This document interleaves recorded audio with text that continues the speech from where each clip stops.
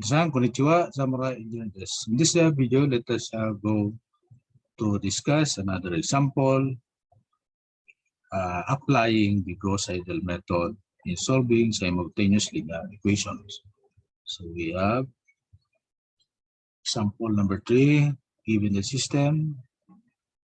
So with an initial guess of 101 again. So if you can recall the given system here, 3, 7, 13.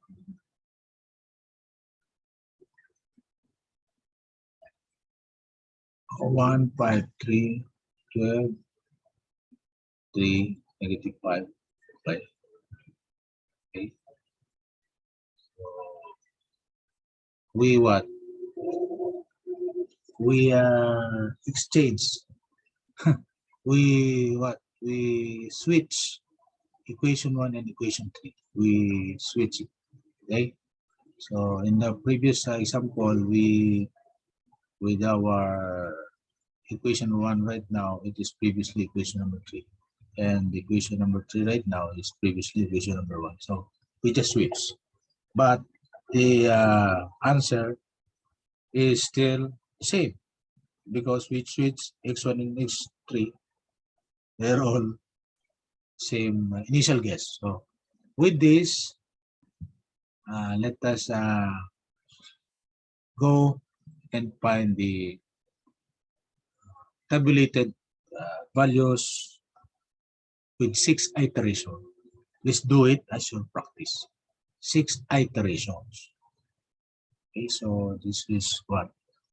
This value is actually exponent. So let us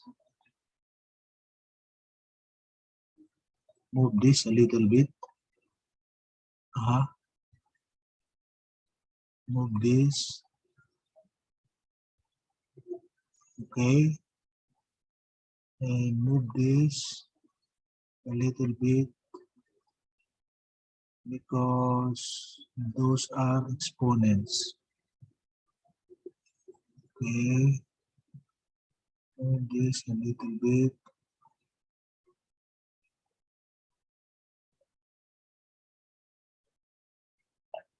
Okay. So we're good.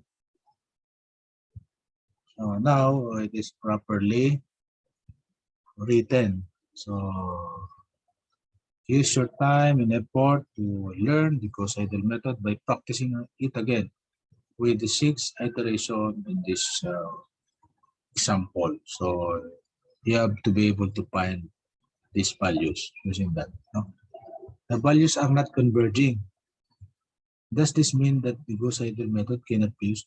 No, we can use. We already use the Gauss-Seidel method to find the correct answer. The correct answer in the current sequence must be what? 4, 3, 1.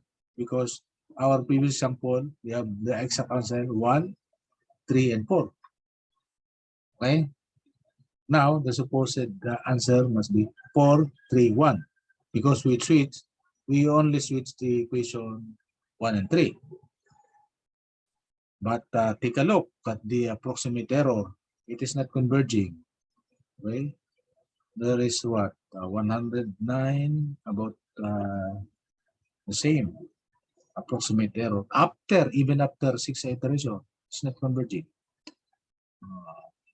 On here, also 109% error. Also 109% error. So, by just having the what? The dominant diagonal. We have the dominant diagonal in previous example. Here, we do not have the dominant diagonal. Because if you add 7 plus 13, that is 20. That is greater than 3. 3 must be greater than summation of this. If we add this one and this one, that is correct. But if we add this one and this one, that is greater than 5. So that is not diagonally dominant matrix. Okay. So this, but this is the same set of equations used in example 2. We already solved this. No? We just switch Okay? If a system of linear equation is not diagonally dominant, okay, we have to check to see if rearranging the equation can form a diagonal matrix. That is one solution. So we just switch, okay, to make the system of equation diagonally dominant matrix. Okay, that every system of equation can be rearranged to have a diagonally dominant coefficient matrix. Observe the set of equation. Okay, so 1 is not diagonally dominant matrix. It's not. We cannot do anything about this.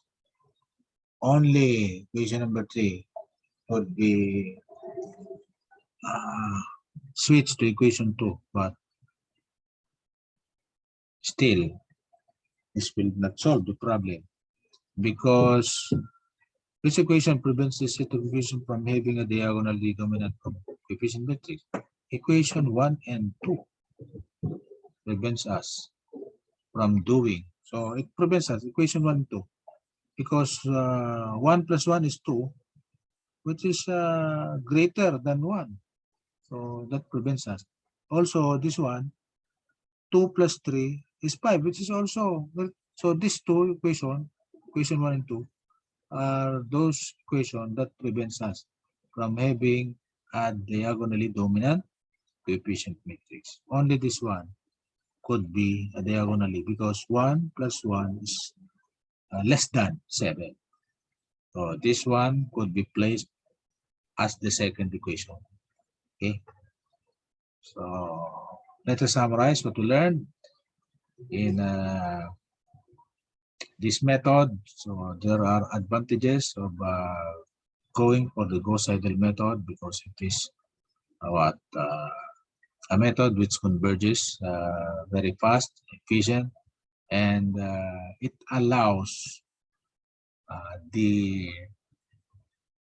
first guess to affect the efficiency of this method, because the first guess would also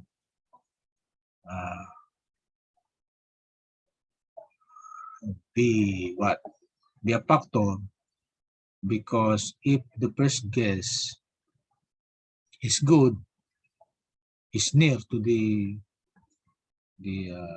actual solution, so the method will efficiently converge to the actual set of solution. Okay, so it depends on the first or initial guess, guess, and we also talk about the algorithm, wherein make this more of iterative process. Okay, and we also shown you the pitfalls of this method. So with this, thank you for listening.